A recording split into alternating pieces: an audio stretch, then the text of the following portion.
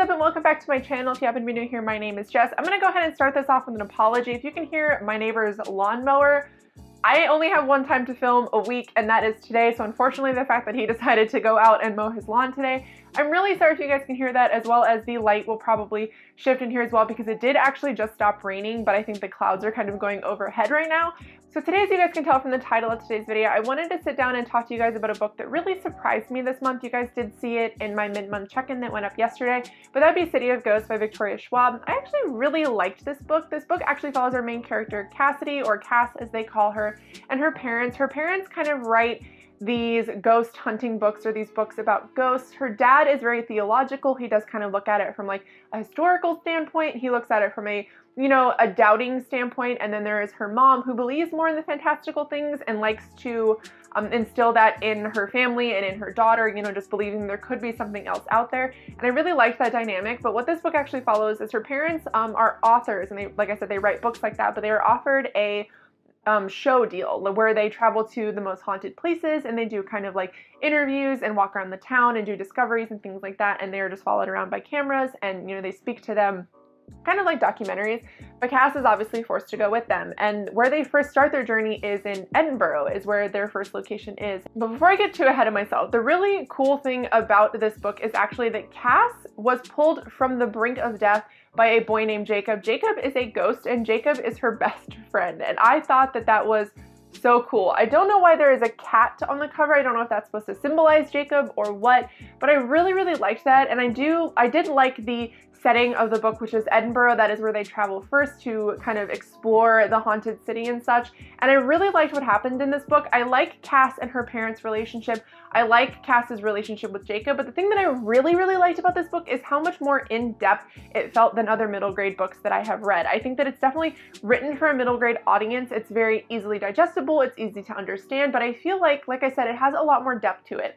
The writing style alone, I feel like, offers a little bit more than that. I think this is a middle grade book that I would have really enjoyed when I was in middle school. I even enjoyed it as an adult, but I think I would have really liked it then, because I feel like it was a little more heavy and had a little bit more information and substance to it than I think a lot of the books that I actually read in middle school did. I thought that was really, really cool. And another thing that I really liked about this book was the setting itself. I think like Edinburgh was a really good choice for this book, because I feel like it added a lot of lushness to the story that I don't think it would have benefited from being anywhere else. I feel like because it is such a magical place, because obviously it's where Harry Potter exists, it is known for being haunted, there are castles there are cobblestone streets, and I feel like all of that really added to the setting. So I think Victoria picked a really good location for that.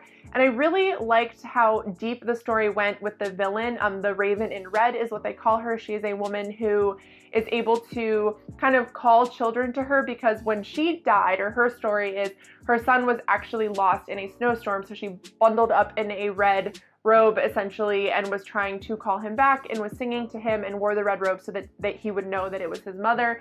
And obviously she froze to death outside, and the reason why, what she does is she comes back every winter to kind of lure children to her, but for some reason it's actually happening a little bit early in this story, and Cassidy does get sucked into all of that. I really just loved that despite this being a middle grade book, and despite obviously our main character and her best friend being much younger, I found the story kind of relatable. I found the characters really relatable. I thought Cassidy was a bit fearless, but also a little bit more realistic to somebody who is able to do what she's able to do, being able to cross over the veil. I thought the veil was done very well as well. It just sounded funny, sorry. I thought all of it was done really well. The only things that I don't necessarily like about this book were actually two very minor things, but they did kind of really bug me, especially at the beginning of the book, until I sort of adjusted to it. The first one I'm going to touch on briefly is all of the Harry Potter references. I did eventually warm to that, because I know that Victoria is such a Harry Potter fan, and she is a strong Slytherin. I know that she genuinely loves Harry Potter, but there are so many Harry Potter references in this book. I mean, there has to be at least 6, and this is only 300 pages, and it's very, very widely spaced. It is very large writing. So it was just really kind of hard to stomach all of the Harry Potter references. It felt at times forced, but like I said, knowing that Victoria is a fan, it made it a little bit easier to digest. But I think somebody who doesn't know that's going to wonder why there are so many of them in here. The only other thing that I don't like about this book is actually the way it is told. Like at first it really bugged me to the point where I wasn't sure if I was going to be able to really get into the story, because I feel like it was a little jarring and did pull me out of the story a lot. But when Cass is talking to you and when she is telling the story, a lot of it is done internal dialogue for her. So she is thinking these things in a way that she's sort of telling you the story, but more so just thinking to herself. And the thing that really bugged me about that is Jacob is always with her. He travels with her. He travels with her from home to Edinburgh. He travels with her through the void. He's always there. And the thing is, when she's thinking these things, sometimes Jacob will respond to her in dialogue to her in the story. And I don't know why, but that always, it like at the very beginning, the first like 100 pages, it took me out of the story every single time that it happened.